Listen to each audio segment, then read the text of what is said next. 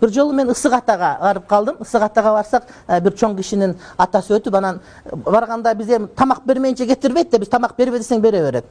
Анан кирсек, мен муну көп айткан окуяны, ошол жерде бир Ысык Аталыктардын үйүнө конокко кирдик да. Айтат дейт, биз дейт, мындай досторубуз эркек аял болуп чогуу отуруп, анан отуруш кылабыз шерине жума сайын дейт. Анан сиздин сабакка Ихоманаска туш келип калат дейт да. Анан биз жакшы күлдүрөт деп эле ошону коюп коебуз дейт. Чубакачы күлдүрөт деп эле отура беребиз, арак ичебиз, бийлейбиз, башка сиз дагы сүйлөй бересиз. Анан сөйлөгөндө кара каткырып күлүп отура беребиз дейт да. Ошентип отуруп жарым жыл дегенде биздин үстөлдөн арак жок болду дейт. Биз өзүбүз бамдабай эле жана сабак угуп отуруп дейт да. Анан бир жыл дегенде биз баары спирт сатчубуз дейт, биз сага сатканга өттүк дейт.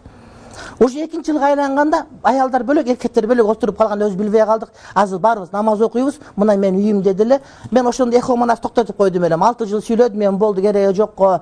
Эч кимди укпайт окшойт дегем. Анан тигилер уккан угуп, сүйүнүп, анан кайра келип дагы бир 3 жыл сүйлөгөнгө аракет кылдым да. Анан ошондой учурларда чындап эле мындай бир өзүң бактыга жеткениңи сезет экенсиң.